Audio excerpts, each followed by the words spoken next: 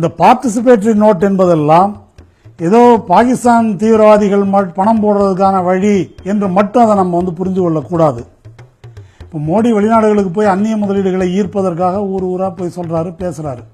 இப்படி அந்நிய முதலீடுகள் என்று இந்தியாவுக்கு வருகின்ற முதலீடுகளில் ஒரு கணக்கீட்டின்படி அதிகபட்சமா இந்தியாவில் முதலீடு செய்திருக்கிற வெளிநாடு அமெரிக்கா இல்ல, பிரிட்டன் இல்ல, பிரான்ஸ் இல்ல, ஜெர்மனி இல்ல, வேற எந்த பெரிய நாடும் அல்ல, மொரீஷியஸ் என்ற ஒரு குட்டி தீவு, இந்து மாக்கடலில் இருக்கிற ஒரு தீவு. மிஞ்சி போனா ஒரு 12 லட்சம் பேர் மக்கள் தொகை இருக்கும். அந்த மொரீஷியஸ் தீவு தான் சுமார் 40% மேல் அந்நிய முதலீட்டை இந்தியாவில் போட்டிருக்குது. அது மாதிரி வேற பல தீவுகள் இருக்குது, கேமான் தீவுகள் உள்ளிட்ட பல தீவுகள் இருக்குது. இப்போ இந்த தீவுகள் பணத்தை போடுது அப்படின்னா அவங்களுக்கு என்ன அப்படி பணபலம் வந்தது? அங்க யார் இருக்கிறார்கள்? யாருடைய பணம் அது? அந்த பணம் எல்லாம் இந்திய தரகு முதலாளிகளுடைய கருப்பு பணம். இங்கிருந்து கிளம்பி இந்தியாவிலிருந்து அந்த கருப்பு பணத்தை வெளிநாடுகளுக்கு கொண்டு சென்று அது பல ஊர்கள் சுற்றி மொரீஷியஸ் இங்கே அந்நிய முதலீடாக அது திரும்ப வருகிறது. இது இந்தியாவில் இருக்கக்கூடிய கருப்பு பணம் ஜீவாத்மா என்றால், உலகம் முழுதும் நிறைந்திருக்கக்கூடிய கருப்பு பணம் பரமாத்மா. பாரதிய ஜனதாக்காரங்களுக்கு புரியக்கூடிய மொழியில் இந்த ஜீவாத்மா பரமாத்மாவில் கலந்துருது. இந்த சாக்கடை சர்வதேச சாக்கடையில் கலந்துருது. அதுக்கப்புறம் அது மொரீஷியஸ் வழியா இப்படி உள்ள வந்தா அது புனித கங்கை நதி, அந்நிய முதலீடு. அதை மோடி அதுல மூழ்கி எழுந்து விழுந்து கும்பிடுவார். அந்த அந்நிய முதலீட்டை வரவேற்பார். இந்த கருப்பு பணத்தை, எந்த கருப்பு பணத்தை ஒழிப்பதாக இவர்கள் பேசுகிறார்களோ அந்த கருப்பு பணம் வெளிநாடுகளுக்கு சென்று அதை வெளிநாட்டு வழியாக அந்நிய மூலதனம் என்ற பெயரிலே இங்கே உள்ளே வருகிறது. அந்த கருப்பு பணத்துக்கு ஏராளமான சலுகைகள் வழங்கப்படுகின்றன. இப்போ இந்த கருப்பு பணத்தை யார் எடுத்துட்டு போறாங்க, எப்படி எடுத்துட்டு போறாங்க? நம்ம பெரிய டாடா, அம்பானி, பிர்லா, அதானி அவங்களெல்லாம் பெரிய கையெல்லாம் விட்டுருவோம். நம்ம நத்தம் விஸ்வநாதன்,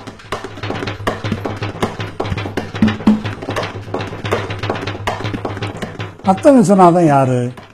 அவர் அமைச்சராவதற்கு முன்னால அதிமுகவில் அவர் இருந்தபோது அவருடைய தொழில் என்ன? அவர் அந்த பக்கம் தேனி பக்கத்தில் ஏதோ பிராந்தி ஷாப் வச்சிருந்தார், ஒயின் ஷாப் ஓனர். அவர் அதுக்கப்புறம் படிப்படியாக வாழ்க்கையில் முன்னேறி அமைச்சராயிட்டார்.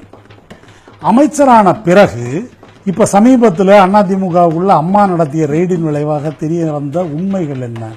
நத்தம் விஸ்வநாதன் வெளிநாடுகளில் துபாயில் அவருக்கு ப்ராப்பர்ட்டி இருக்குது, அவருக்கு தீவே இருக்குது, இந்தோனேஷியாவில் நிலக்கரி சுரங்கம் இருக்குது.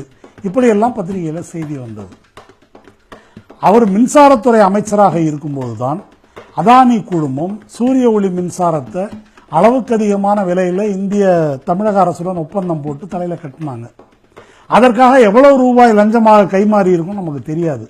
அந்த லஞ்சத்தை எல்லாம், அந்த லஞ்ச பணத்தை எல்லாம் ஒரு மஞ்சள் பையில போட்டு சுருட்டி நத்தம் விஸ்வநாதன் கையில கொடுத்து அவர் அந்த பையை எடுத்துக்கிட்டு பிளேன்ல ஏறி போய் துபாயில போட்டு வந்தாரா அல்லது சிங்கப்பூர்ல போட்டு வந்தாரா? அப்படியா நடக்குது விஷயம்? அப்படி நடப்பது இல்லை இப்போ. அப்ப இவர் பெயர்ல இவர் சொல்லுகின்ற நபருக்கு அங்கே ஒரு சொத்து வாங்கப்பட்டு விடும் அல்லது அந்த வங்கி கணக்கில் அங்கே பணம் செலுத்தப்பட்டு விடும். அப்படி ஒரு சர்வதேச வலைப்பின்னல் இந்த முதலாளிகளுக்கெல்லாம் இருக்குது. இவங்களும் அந்த பணத்தை அங்கே வைத்துக் கொள்வார்கள். நாளை நத்தம் விஸ்வநாதன் என்ன செய்வார்? நாளை நத்தம் விஸ்வநாதன் ஒரு ஊழல் அமைச்சராக அல்ல, ஒரு அந்நிய முதலீட்டாளராக இந்தியாவுக்குள்ள வருவார். அவருடைய பணம் அந்நிய முதலீடாக இங்கே உள்ளே வரும். ஊழல் என்பது இப்படிதான் நடக்குது. நத்தம் விஸ்வநாதனுக்கு போக வேண்டாம், சசிகலா வீட்டுக்காரர் நடராஜன் அடிக்கடி கேமான் தீவுகள் என்ற தீவுக்கு போயிட்டு வருவாராம். கேமான் தீவு என்பது இப்படி ஒரு வரியில்லா சொர்க்கம். கருப்பு பணங்களை சிஸ் வங்கின்னு சொல்றாங்களே, அது போன்ற வங்கிகள் இருக்கின்ற ஒரு சின்ன தீவு. அதனுடைய மக்கள் தொகையே ஏதாவது ஒரு 1.5 லட்சம் 2 லட்சம் இருக்கும். அந்த தீவுகளுக்கு இவர் அடிக்கடி போய் ஏதோ ஏடிஎம்ல பணம் எடுக்க போற மாதிரி போயிட்டு வந்துட்டு இருக்காரு. உண்டா இல்லையா, போனது உண்டா இல்லையான்னு பார்த்து விசாரிக்கட்டும். இது இவர்களுக்கு தெரியாதா? இந்த மத்திய அரசினுடைய வருவாய் புலனாய்வு துறையே கண்டுபிடித்த ஒரு வழக்கை உங்களுக்கு நான் சொல்றேன். மத்திய வருவாய் புலனாய்வுத்துறை ஒரு விவரத்தை வெளியிட்டாங்க. 2010க்கும் 2014க்கும் இடைப்பட்ட காலத்தில் இந்தியாவின் பல்வேறு மாநிலங்கள் அனல் மின்சாரத்துக்காக நிலக்கரியை கொள்முதல் செய்த வகையில் 29,000 கோடி ரூபாய் ஊழல் நடந்திருக்கிறது. இந்த ஊழல் எப்படி நடந்தது? இந்தோனேஷிய சுரங்கத்திலிருந்து அன்றைய தேதியிலே நாம் நிலக்கரியை நேரே வாங்கியிருந்தால் ஒரு டன் நிலக்கரியின் விலை $50. மாறாக அந்த நிலக்கரியை வாங்கும் பொறுப்பு பல்வேறு நிறுவனங்கள், தரகு கம்பெனிகள் கையில் ஒப்படைக்கப்பட்டது. அப்ப கரி இந்தோனேஷியாவில் தான் இருக்குது. ஆனால் அந்த கரி ஒரு 7-8 கை மாறுகிறது. துபாயில் இருக்கிற கம்பெனி காகிதத்தின் மூலம் அதை சிங்கப்பூருக்கு விற்குது, சிங்கப்பூர்ல இருக்கிற கம்பெனி இன்னொரு நாட்டுக்கு விற்குது, இன்னொரு நாட்டில் இருக்கிற கம்பெனி இன்னொரு நாட்டுக்கு இருக்கிற கம்பெனிக்கு விற்குது. இப்படி ஒவ்வொரு இடமும் கை மாறும் போது $2, $5, $6 என்று அதன் விலை உயர்ந்து கொண்டே போகிறது. கப்பல்ல இருந்து இந்தியாவுக்கு நேர கரி வந்து சேர்கிறது. ஆனால் இந்த காகிதம் ஒரு சுற்றி விட்டு வரும்போது அந்த கரியினுடைய விலை $50 ஒரு டன் $87 என்று மாறிவிடுகிறது.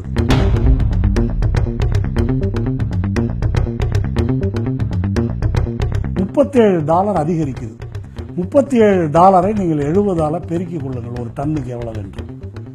இந்த ஊழலில் தமிழ்நாடு, மேற்கு வங்காளம், குஜராத், ஒரிசா, கர்நாடகா, ஆந்திரா எல்லாம் சம்பந்தப்பட்டிருக்குது. குறிப்பா தமிழ்நாடு மின்சார வாரியம் மட்டும் இந்த மோசடியான விலை உயர்வால், ஊழலால் இழந்திருக்கும் தொகை 1500 கோடி ரூபாய்.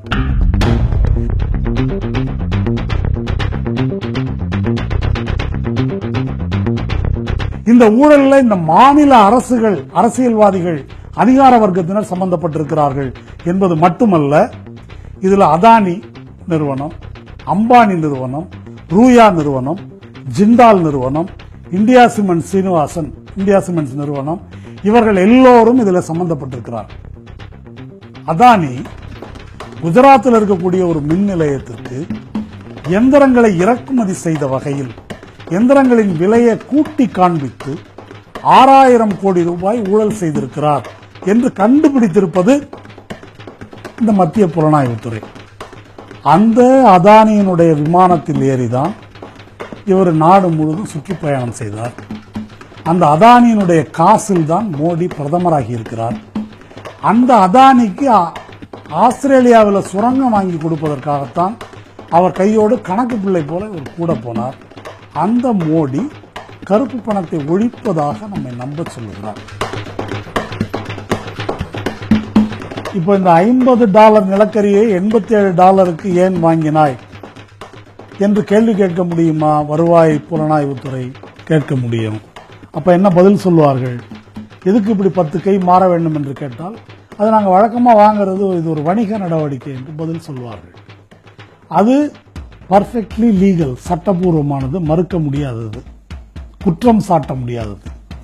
ஆனா இந்த வழக்கில் என்ன நடந்திருக்கிறது என்று சொன்னால், இவர்கள் கைமாற்றிவிட்ட கம்பெனி பூரா upma company, letter pad company, பினாமி கம்பெனிகள் இருந்தும் கூட, அது தெரிந்தாலும் கூட, இப்படி பொய்யான கம்பெனிகளின் பேரில் கைமாற்றி விடப்பட்டு $37 இந்த விலை செயற்கையாக உயர்த்தப்பட்டிருக்கிறது என்று வருவாய் புலனாய்வுத்துறையால் குற்றம் சாட்ட முடிந்தாலும் கூட, இந்த குற்றவாளிகளுக்கு சேர்ந்து இருக்கக்கூடிய அந்த பணம், இதை வருவாய் புலனாய்வுத்துறையால் கைப்பற்ற முடியுமா? எந்த வங்கியில எவ்வளவு போட்டு வைத்திருக்கிறார்கள் என்று கேட்டறிய முடியுமா? அந்த பணத்தை முடக்க முடியுமா என்றால் முடியாது. அதற்கான அதிகாரம் இந்த அரசுக்கு இல்லை. அல்லது இவர்கள் பணம், இந்த கருப்பு பணத்தை எங்கெல்லாம் போட்டு வைத்திருக்கிறார்களோ அந்த நாடுகளுடன் இந்திய அரசுக்கு ஒரு ஒப்பந்தம் இருக்கிறது. அந்த அடிப்படையில் அவர்கள் கேட்க மாட்டார்கள். கேட்க வாய்ப்பு இருந்தாலும் அவர்கள் கொடுக்க மாட்டார்கள். அப்ப இப்படி முதலீடு செய்யப்பட்ட இந்த பணம், 29,000 கோடி ரூபாய் பணம், அந்நிய நேரடி முதலீடாகவோ அல்லது அந்நிய முதலீட்டு நிறுவன முதலீடாகவோ இந்தியாவுக்குள்ள அந்நிய மூலதனம் என்ற பெயரில் வரும். அது வெள்ளை பணமாக வரும். இதுல ஒரு நபர் மேல குற்றம் சாட்டி இருக்கிறாங்க, மற்ற பேர் மேல கூட குற்றம் சாட்டலாம், அவர்கள் மீது குற்றப்பத்திரிகை கூட போடலாம். ஆனால் அவர்களை வேணா கருப்பு குற்றவாளி, குற்றம் சாட்டப்பட்டவர் என்று சொல்லலாம். ஆனால் அந்த பணம் வெள்ளை பணம், லெஜிட்டிமேட் மணி என்ற பெயரில் இங்கே முதலீடாக வரும். கருப்பை வெள்ளையாக மாற்றுகின்ற நடவடிக்கைக்கு இந்த அரசாங்கமே உடந்தையாக இருக்கும்போது, அதை அங்கீகரிக்கும் போது, கருப்பு பணத்தை பிடிக்கிற கேள்வி எங்கே வந்தது? இந்த தொகை என்பது இது அதிகாரிகளோ அல்லது ஒரு அமைச்சர் வாங்கின தொகையா? இந்த 29,000 கோடியில நத்தத்துக்கு எவ்வளவு இருக்கும் அல்லது அதிகாரிக்கு எவ்வளவு இருக்கும்? அது எலும்பு துண்டுகள் போல ஒரு தொகை இருக்கும். ஆனால் கரியை போல பெரும் தொகையை விழுங்குவது இந்த தரகு முதலாளிகள். இங்கேயாவது நிலக்கரியை வாங்கினதுல ஊழல். எதையுமே வாங்காமையே வெறும் காகிதத்தை காட்டியே பல 100 கோடி ரூபாய் ஊழல் நடைபெற்ற உதாரணங்களும் உள்ளன. இந்த கருப்பு பணத்தை போட்டு வைப்பதற்காக சுவிஸ் வங்கின்னு சொல்றாங்களே, அது போன்ற வங்கிகள் உள்ள தீவுகளில் மொரீஷியஸ், கேமன் ஐலண்ட் மாதிரி பஹாமான்னு ஒரு தீவு இருக்குது. அந்த தீவும் ஒன்று. அந்த தீவுல சுமார் ஒரு 3.5 லட்சம் தான் அந்த தீவினுடைய மக்கள் தொகை. 2008ஆம் ஆண்டுல இந்த பஹாமா தீவுக்கு இந்தியாவிலிருந்து செய்யப்பட்ட ஏற்றுமதியின் மதிப்பு $22 லட்சம். ஒரு 2 ஆண்டுகள் கழித்து ஒரு 2010ல இந்த $22 லட்சம் என்பது $280 கோடி உயர்ந்தது. அதாவது $22 லட்சம் என்பது 28,000 லட்சம் உயர்ந்தது. அந்த 3.5 லட்சம் பேர் மக்கள் தொகை உள்ள நாட்டில் அப்படி என்ன வாங்கியிருப்பாங்க, என்ன ஏற்றுமதி செய்தார்கள் என்று பார்த்தால் அதை ஏற்றுமதி செய்தது 2 நிறுவனம். ஒன்று ரிலையன்ஸ், இன்னொன்று எஸ்ஆர். அவங்க பெட்ரோலியம் ஏற்றுமதி செய்ததாக கணக்கு காட்டியிருக்கிறார்கள். அந்த 3.5 லட்சம் பேர் 24 மணி நேரமும் வண்டியில சுத்தி பெட்ரோல்லையே குளிச்சு பெட்ரோலையே குடிச்சாலும் கூட அவ்வளவு பெட்ரோல் அங்க செலவிட முடியாது. அப்போ அது நடைபெறாத ஒரு வணிகம். இது அம்பானி மட்டும் இல்ல, இன்னைக்கு கருப்பு பணத்தை ஒழிப்பதில் முன்னணியில் இருக்கிற மோடியினுடைய கட்சியான பாரதிய ஜனதா கட்சியில் ரெட்டி சகோதரர்கள் உங்களுக்கு தெரிஞ்சிருக்கும். கர்நாடகாவில் பெல்லாரி மாவட்டத்தையே விழுங்கியவர்கள். பெல்லாரி மாவட்டத்தை விழுங்கினவங்கன்னு மட்டும் சொன்னா பத்தாது, கர்நாடகா எல்லையை ஆந்திராவுக்குள்ள கொஞ்சம் நவுத்தி வச்சவங்க, எல்லையே நவுத்தியவர்கள். அப்பேற்பட்ட கேடிகளான ரெட்டி சகோதரர்கள், சுஷ்மா ஸ்வராஜின் அபிமான பிள்ளைகள், அவங்க என்ன பண்ணியிருக்கிறாங்க, பெல்லாரி மாவட்டத்திலிருந்து கர்நாடகாவிலிருந்து உயர்தரமான இரும்பு கனிமத்தை ஏற்றுமதி செய்திருக்கிறார்கள். எவ்வளவு? அங்க உள்ள துறைமுகங்கள் மூலம் எடுக்கப்பட்ட கணக்கின்படி 5000 முறை கப்பல்களில் இந்த இரும்பு கனிமம் ஏற்றுமதி செய்யப்பட்டிருக்கிறது. ஆனால் சுங்கத்துறையில் ஏற்றுமதி வங்கி கணக்கு, சுங்கத்துறை மூலம் போனதுக்கான கணக்கு 1000 முறை ஏற்றுமதி செய்யப்பட்டது தான் இருக்குது. மிச்சம் 4000 எப்படி போச்சு? அதிலிருந்து கிடைத்த வருவாய் எங்கே? அது எங்கே முதலீடு செய்யப்பட்டிருக்கிறது? அது எப்படி வருகிறது? இது மோடிக்கு தெரியாதா? ஆகவே கருப்பு பணம் என்பது போய் எங்கேயோ ஒரு பொட்டியில் வச்சிருக்கிறத எடுத்துட்டு வருவது அல்ல. கருப்பு நடவடிக்கைகளை எப்படி கையாள்வது என்பது பற்றியதுதான் இந்த பிரச்சனை. இப்படி கருப்பு நடவடிக்கைகளை நியாயப்படுத்துகின்ற எல்லா வழிமுறைகளையும் வகுத்திருக்கிறார்கள். வகுத்திருப்பதெல்லாம் மிக முக்கியமாக நடைபெற்றது பாரதிய ஜனதாவினுடைய ஆட்சி காலத்தில். உலக வங்கியினுடைய அறிக்கையின்படி 1998க்கும் 2004க்கும் இடைப்பட்ட காலத்தில்தான், அதாவது வாஜ்பாயினுடைய ஆட்சி காலத்தில்தான் இந்தியாவிலே கருப்பு பணம் மிக அதிகமான அளவுக்கு அதிகரித்திருக்கிறது.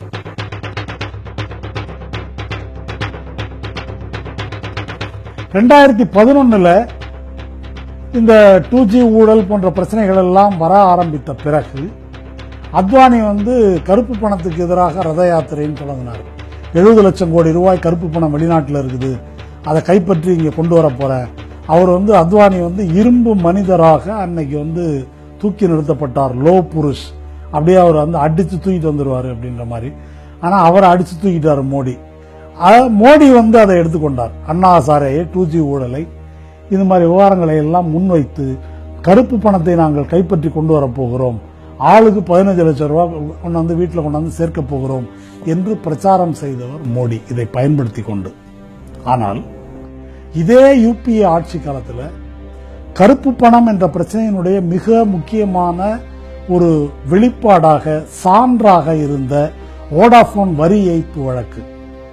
அந்த வரி ஏய்ப்பு வழக்கில் அந்த வரி பணத்தை பெறக்கூடாது, வரியை வசூலிக்க கூடாது என்று இந்த நாட்டினுடைய உச்சநீதிமன்றமே தீர்ப்பளித்தது. அதற்கு பின்னாலே இத்தகைய வரி ஏய்ப்பு நடவடிக்கைகளை தடுப்பதற்காக பிரணாப் முகர்ஜி ஒரு சட்டம் கொண்டு வந்த போது, general anti avoidance rules, GARR என்ற சட்டம் கொண்டு வந்த போது அதை எதிர்த்து பெரும் குரல் எழுப்பியவர் இன்றைய நிதியமைச்சர் அருண்ஜேட்லி. அன்றைக்கு காங்கிரஸ் ஆட்சியில் இருந்த போது சுவிஸ் வங்கியிலிருந்து வெளிநாட்டிலிருந்து பணத்தை கொண்டு வந்தீர்களா, பணத்தை வெளியிடுங்கள் என்று இவர்கள் கூச்சல் எழுப்பினார்கள். அப்போ பிரணாப் முகர்ஜி பாராளுமன்றத்தில் இவங்களை கேலி செய்தார். சுவிஸ் வங்கி பெயர் கொடுக்க மாட்டேன்றாங்க, நம்ம என்ன ராணுவத்தை அனுப்ப முடியும்னு கேட்டாரு. அப்போ மூடிக்கொண்டு பேசாம உட்கார்ந்தாங்க. ஆனால் பெயரை வெளியிட மறுக்கிறார்கள் என்று மக்கள் மத்தியிலே பிரச்சாரம் செய்தார்கள். இன்றைக்கு அதே வழக்கில் உச்சநீதிமன்றத்தில் இந்த பெயர்களை எல்லாம் வெளியிட வேண்டும் என்று ஒரு கேள்வி எழுந்த போது பெயரை வெளியிட முடியாது என்று பிரணாப் முகர்ஜி என்ன பதிலை சொன்னாரோ அதே பதிலைத்தான் உச்சநீதிமன்றத்தில் பாரதிய ஜனதா கட்சியும் சொல்லியது. வெளிநாட்டு போனால் 70 லட்சம் கோடியை கொண்டு வந்து பிரித்து கொடுக்குறேன்னு சொன்னவங்க அதை காது வச்ச மாதிரி அப்படியே கைவிட்டு விட்டார் மோடி. அதை பற்றி பேசுவதே இல்லை, யாரும் பேசுறதில்லை. இப்போ உள்நாட்டு பணத்தை எப்படியாவது கொண்டு வரணும், முதல்ல இங்கே முடிப்போம் அப்படின்னு பிளேட்டை திருப்பி போடுகிறார்கள். சரி, உள்நாட்டில் எங்கே இருக்கிறது கருப்பு பணம் என்று உனக்கு தெரியாதா? உன்னால் கண்டுபிடிக்க முடியாதா?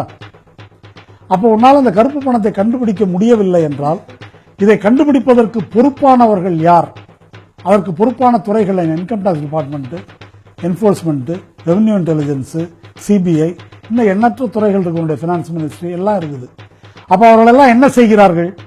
அவர்களெல்லாம் ஒன்று, நீங்கள் சொல்லுகின்ற இந்த கருப்பு பண முதலைகளுக்கு, கார்ப்பரேட் முதலாளிகளுக்கு விலை போய்விட்டார்கள், அல்லது நீங்களே கூடி வகுத்த சட்டத்தை அமல்படுத்த வேண்டாம் என்று நீங்களே முடிவு செய்து விட்டீர்கள்.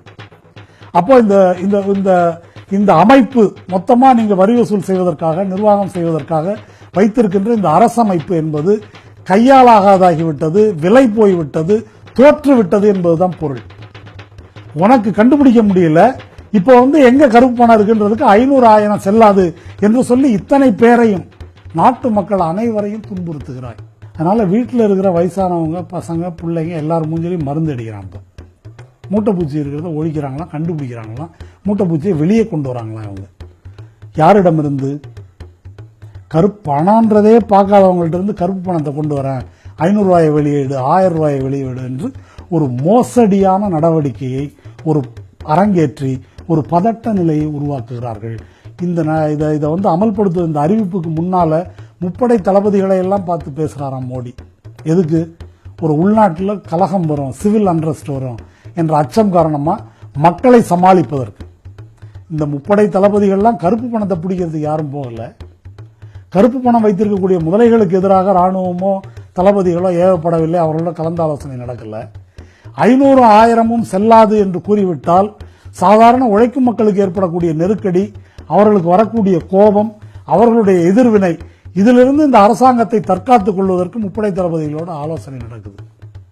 இத்தனையும் செய்துவிட்டு இன்றைக்கு விவாதங்களில், தொலைக்காட்சி விவாதங்களில் பிஜேபி சார்பாக பேசக்கூடிய பேச்சாளர்கள் என்ன சொல்லுகிறார்கள்? ஏயா இதெல்லாம் இப்போ 500, 1000 செல்லாதுன்னா கருப்பு பணம் ஒழிஞ்சிருமா அப்படின்னு கேட்டாக்கா, இல்லை நாங்கள் அப்படி சொல்லலையே, இதனால ஒழிஞ்சிடும் சொல்லலை, கருப்பு பணத்தை ஒழிப்பதை நோக்கி ஒரு சின்ன நடவடிக்கை இதுன்னு ரொம்ப பணிவா பேசுறாங்க. ஒழிக்க முடியாது என்பதை அவர்கள் இப்ப முடியாது, அது இன்றைக்கு முடிகிற காரியம் அல்ல அப்படின்னு சொல்லிட்டு கடவுளை காண முடியாத மாதிரி அதை பேசுறாங்க. அப்ப எதற்காக இவ்வளவு ஒரு மோசமான, நாட்டையே இப்படி ஒரு துன்பத்தில் ஆழ்த்துகின்ற நடவடிக்கை எதற்கு? அது ஏன் இப்படி திணிக்கப்படுகிறது? ஏன் இப்படி திணிக்கப்படுகிறது என்று சொன்னால் அதற்கு வேறு ஒரு நோக்கம் இருக்கிறது என்று சொல்லுகிறோம். கருப்பு பணத்தை கண்டுபிடிப்பது அல்ல இவர்களுடைய நோக்கம். பெரும்பான்மை மக்களுக்கு எதிராக ஏவி விடப்பட்டிருக்கின்ற இந்த நடவடிக்கைக்கு முற்றிலும் வேறு ஒரு நோக்கம் இருக்கிறது.